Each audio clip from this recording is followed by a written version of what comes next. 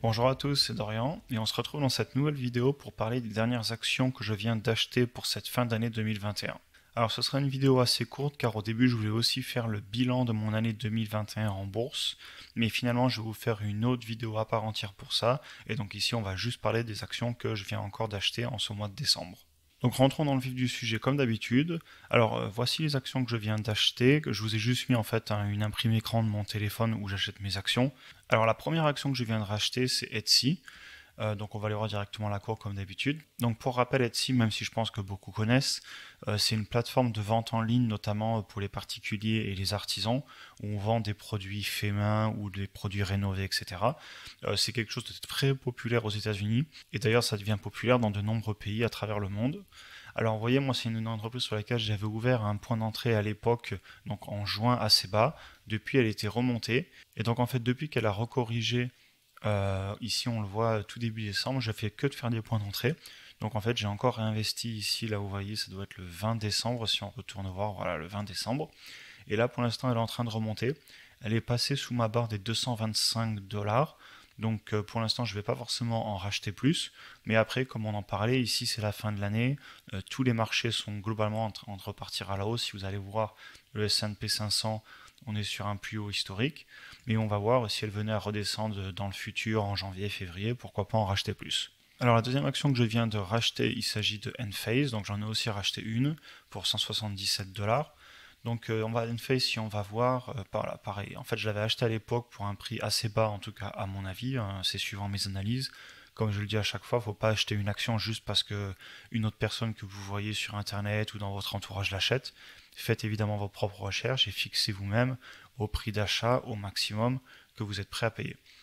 Alors pareil, je l'avais acheté, elle avait explosé à la hausse. Si on va voir, vous voyez, on était monté à plus 80, 90%, 90%, oui.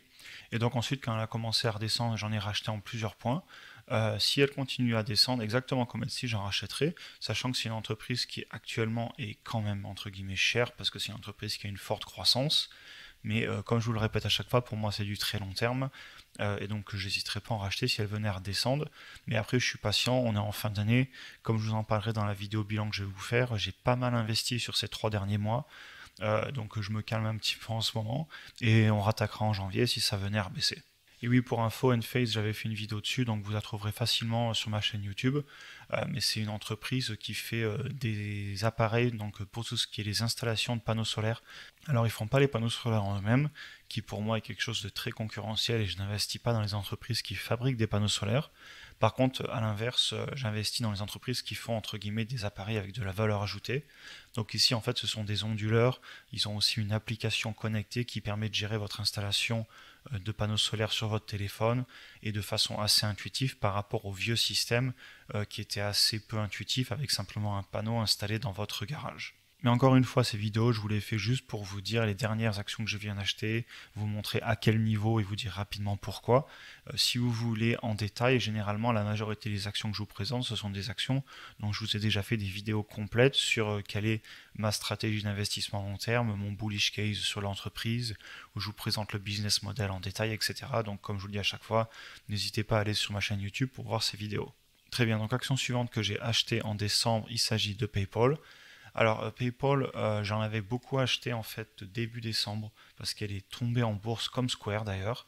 Et donc vous voyez en fait depuis qu'elle a corrigé de ses plus hauts historiques de plus de 38%, on voit presque 40 au plus bas où je l'ai acheté la semaine dernière. J'ai fait plusieurs points d'entrée. Donc j'avais fait un point d'entrée je crois à 4 ou 5 actions et depuis j'en ai racheté une à chaque fois. Donc pareil, c'est une action que j'achète à la baisse. Si elle vient à repartir fortement à la hausse l'année prochaine, et bien tant mieux. J'ai déjà construit une position pas loin de 1000 dollars, je crois. Par contre, si elle vient à rebaisser, eh ben, je monterai peut-être ma position jusqu'à 1500 dollars comme je l'ai fait avec Square. Donc on va voir, je l'achète au fur et à mesure. Comme je vous le disais, là on est en fin d'année, donc à mon avis ce sera les derniers achats de 2021, sauf s'il y avait vraiment une grosse baisse en fin de semaine, mais ça m'étonnerait, vu que c'est la fin de l'année, généralement les marchés sont assez calmes. Alors, action suivante, on va aller assez vite sur cette vidéo, comme je vous le disais, sachant que je vais certainement vous en faire une de plus cette semaine. Et donc, les prochaines actions que j'ai achetées, il s'agit de Palantir.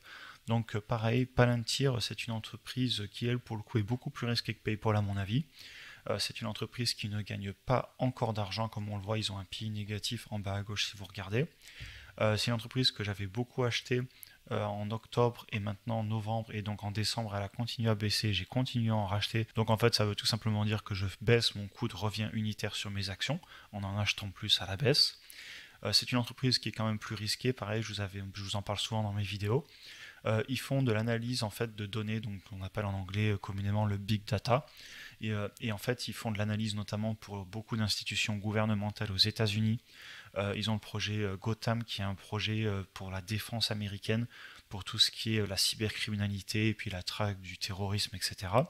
Et ils ont aussi un gros programme avec Foundry qui lui est adressé donc en B2B aux autres entreprises donc, et ils ont de nombreux clients dans le S&P 500, beaucoup de grosses entreprises américaines qui leur font confiance pour le traitement et l'analyse en fait de leurs données clients ou de leurs données usines pour tout ce qui est l'optimisation du business, des supply chains, etc. Alors Palantir, ça commence à être une grosse position dans mon portfolio. Je crois que c'est ma troisième plus grosse position en termes d'argent investi.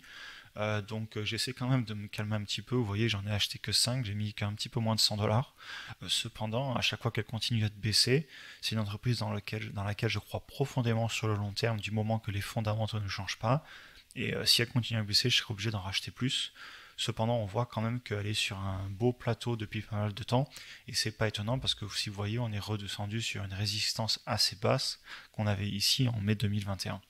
Très bien, donc action suivante que j'avais racheté un petit peu plus tôt, on voit ici donc le 16 décembre, et il s'agit donc de Square. Alors Square, comme PayPal, c'est une entreprise qui a pas mal corrigé en bourse. En fait, toutes les entreprises de la fintech se sont fait entre guillemets assez massacrées en bourse ces derniers mois. Donc vous voyez, on a corrigé de plus de 40%, donc un petit peu comme PayPal. C'est une entreprise que j'estimerais plus risquée que PayPal dans le sens que ils sont moins installés, ils ont pas, enfin ils ont l'entreprise, ils ont l'application Cash App et PayPal à Venmo, mais entre guillemets ils sont moins implémentés, moins connus peut-être aussi. Cependant, ils sont quand même beaucoup plus innovants, notamment la partie crypto-monnaie. Et ils ont aussi comme CEO Jake Dorsey, qui est en fait le fondeur de Twitter, le créateur de Twitter, et qui d'ailleurs a entre guillemets laissé sa direction, entre guillemets, donc son site, son siège au comité de direction de Twitter pour se reconcentrer en partie notamment sur Square et sur tout ce qui est les cryptoactifs. Donc pour moi c'est quelque chose qui est assez bullish, notamment parce que cette entreprise, on sait qu'elle investit massivement donc, dans les nouvelles technologies. Ils veulent faire aussi un exchange décentralisé. Et un autre point que j'apprécie aussi fortement, c'est qu'ils ont dans leur bilan financier des cryptos actifs. Donc à l'image d'un Tesla, d'un MicroStrategy ou même d'un PayPal, ils ont des crypto-actifs dans leur bilan. Ça nous montre à quel point ils croient dans cette technologie et à quel point ils ont envie d'investir dedans dans le futur.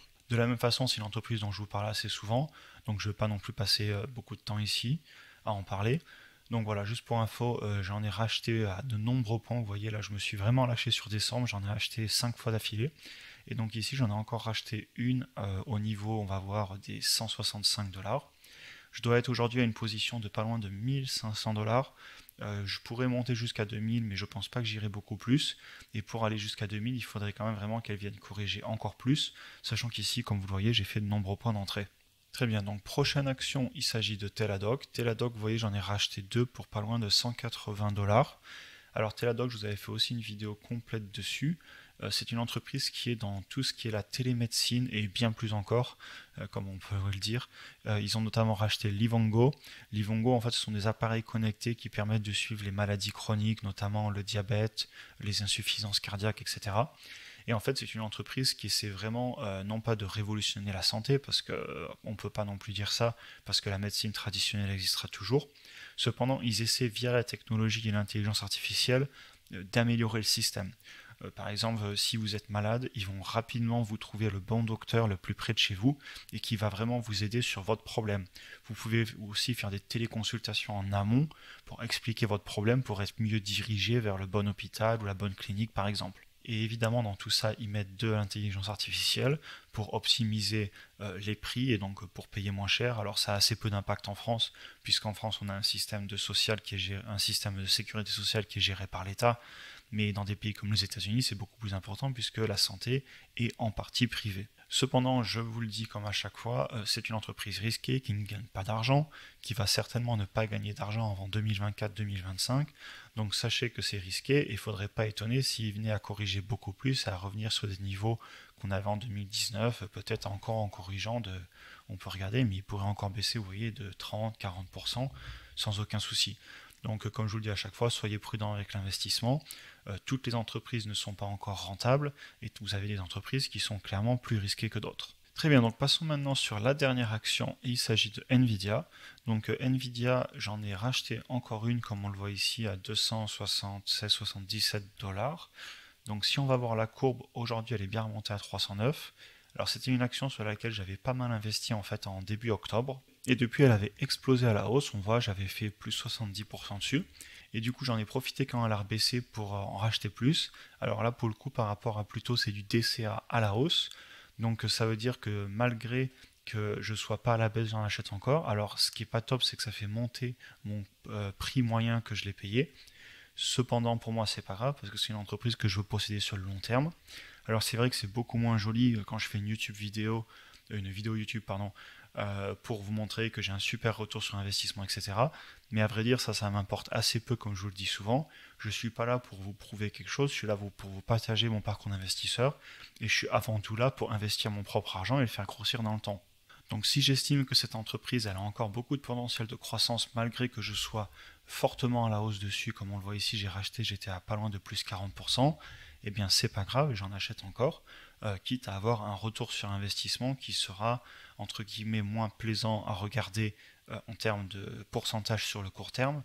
Cependant, sur le long terme, j'aurais mis plus d'argent, donc j'aurai un plus gros potentiel de croissance totale de mon capital. Très bien, donc j'en ai fini avec ces achats, donc j'ai investi pas loin de 1200 $ encore en cette fin d'année. Comme d'habitude, n'hésitez pas à me dire dans les commentaires ce que vous pensez des actions que je suis en train d'acheter en ce moment. D'ailleurs, je vais réduire un petit peu comme ça, vous pouvez toutes les voir. Voilà. Est-ce que vous pensez qu'il y a des entreprises sur lesquelles je fais une erreur d'investir ou au contraire, est-ce que vous avez un petit peu le même type de portfolio que moi? N'hésitez pas aussi, comme d'habitude, à me dire dans les commentaires ce que vous en pensez, me mettre un petit like. N'hésitez pas aussi à utiliser le lien de Giro que je vous ai mis dans la description si vous avez besoin d'un nouveau compte. En plus, comme ce lien est affilié, ça aide ma chaîne YouTube et moi, ça me motive à vous faire encore plus de vidéos. Et donc sur ce, comme d'habitude, eh bien écoutez, je vous souhaite une bonne semaine et on se voit dans la prochaine vidéo.